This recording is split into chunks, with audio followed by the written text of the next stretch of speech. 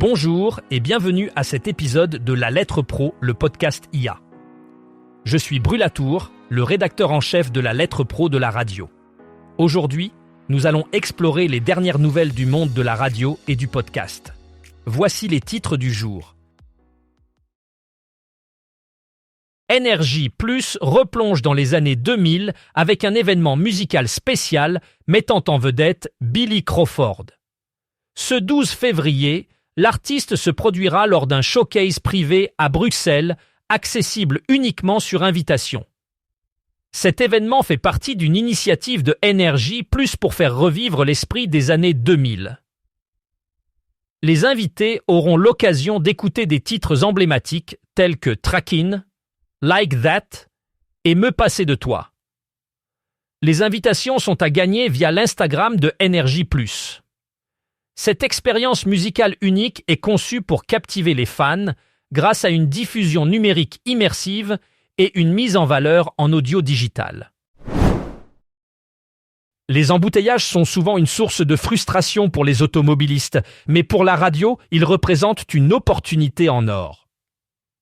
Selon le TomTom Traffic Index 2025, 10 villes françaises sont les plus touchées par la congestion routière, notamment Lyon, Bordeaux, Montpellier, Paris et Marseille. Dans ces villes, les conducteurs passent entre 70 et plus de 120 heures par an coincés dans le trafic. Ce temps passé en voiture se traduit par une augmentation du temps d'écoute de la radio, qui reste le média de choix en voiture puisqu'elle ne détourne pas le regard de la route. Les stations locales et nationales profitent de cette audience captive, particulièrement aux heures de pointe, où les embouteillages sont les plus sévères. Les radios locales, en offrant des infos trafic en temps réel, de la météo et des alertes travaux, deviennent des compagnons indispensables. Pour les annonceurs, cette audience géographiquement ciblée est une valeur publicitaire précieuse. RTL a lancé une initiative événementielle innovante en lien avec le Salon international de l'agriculture visant à promouvoir les territoires agricoles français. Cette opération s'articule autour d'un jeu national où 8 valises RTL sont cachées dans des exploitations agricoles à travers 8 régions différentes. Chaque jour, une région est mise à l'honneur. Et les auditeurs peuvent suivre les indices diffusés sur RTL pour localiser la valise. Le point culminant de cette initiative est le tirage au sort de la valise RTL en or, qui contient un cadeau exceptionnel et est exposé au stand d'Interfell pendant le salon. Ce dispositif, qui se déroule du 21 au 28 février, est relayé à la fois à l'antenne et sur les plateformes numériques de RTL, avec des interventions de Jérôme Florin et Louis Baudin pour donner des indices et des informations en direct. Radio King a officiellement lancé Radio King Pro Solutions, une nouvelle gamme de services dédiés aux radios professionnelles. Cette offre est conçue pour accompagner la transition numérique des acteurs de la fréquence modulation vers une consommation majoritairement digitale. Elle s'articule autour de 3 piliers essentiels, le streaming et la diffusion, la visibilité mobile et l'analyse d'audience. Le premier pilier repose sur un réseau de diffusion de contenu scalable et résilient, permettant une qualité constante de diffusion.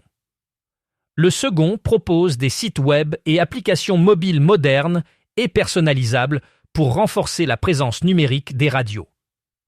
Enfin, le troisième volet offre des outils avancés d'analyse pour comprendre et exploiter les données d'audience. Des groupes majeurs comme NRJ et Radio Nova ont déjà adopté cette offre, illustrant son adéquation avec les besoins du secteur. Radio King prévoit de déployer ces modules au cours du premier semestre 2026, avec l'ajout de nouvelles fonctionnalités. IAR Podcast a enregistré un succès retentissant en janvier avec 182 millions d'écoutes et de téléchargements. Ce chiffre impressionnant témoigne de l'attrait croissant pour le contenu audio numérique. L'augmentation de l'audience est attribuée à une stratégie de contenu diversifiée et à des collaborations avec des créateurs de contenu influents. Les thèmes abordés dans les podcasts varient des actualités internationales aux histoires inspirantes, en passant par des analyses approfondies de sujets de société. Ce succès est également le résultat d'une distribution optimisée sur plusieurs plateformes numériques, rendant le contenu facilement accessible aux auditeurs.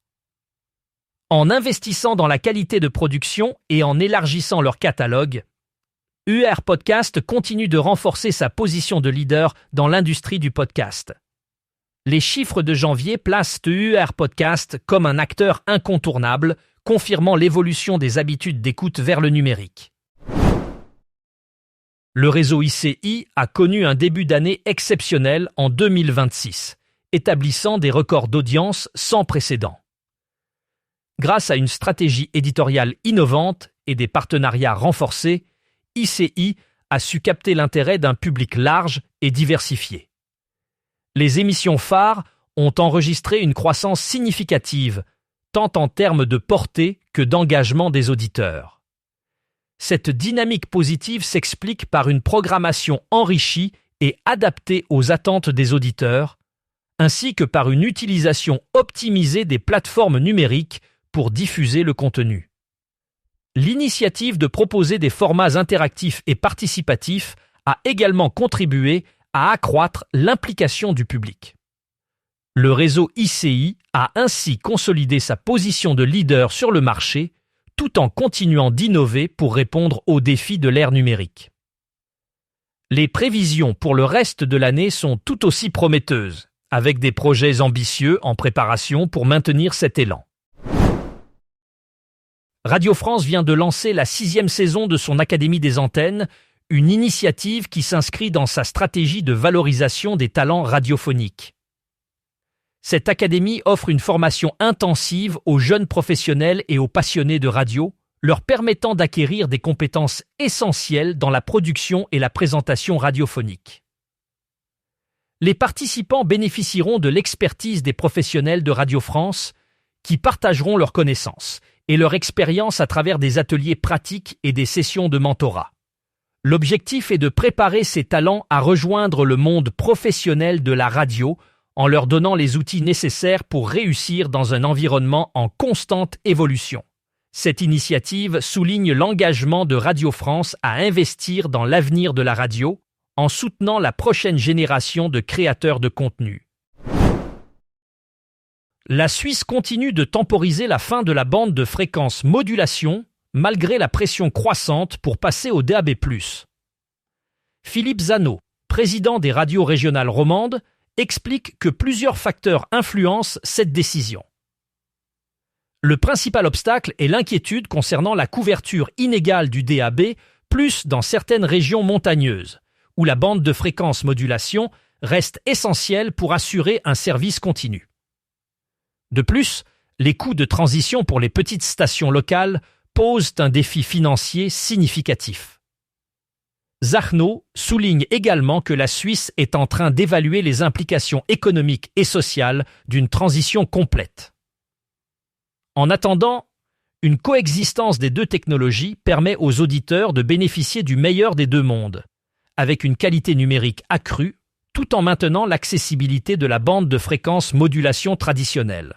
Cette approche prudente reflète l'engagement de la Suisse à garantir que tous les citoyens aient accès à un service radio fiable et de haute qualité. Le baromètre du numérique 2026 nous offre un aperçu fascinant de la transition numérique en France.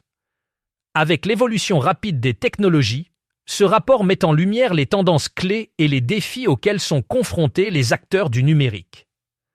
L'un des points saillants de cette édition est l'augmentation significative de l'adoption des technologies de diffusion numérique, telles que le DAB+, et le podcasting, qui transforment radicalement le paysage médiatique.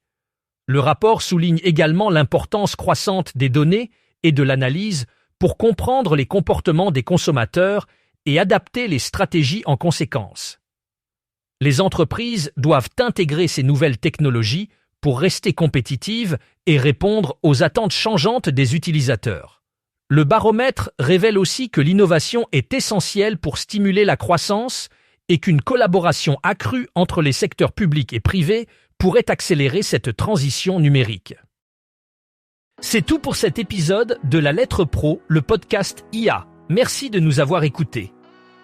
Pour plus d'informations sur ces sujets, rendez-vous sur notre site lalettre.pro. Vous pouvez également vous abonner à notre newsletter quotidienne pour ne rien manquer de l'actualité professionnelle de la radio et du podcast. À bientôt pour un nouvel épisode.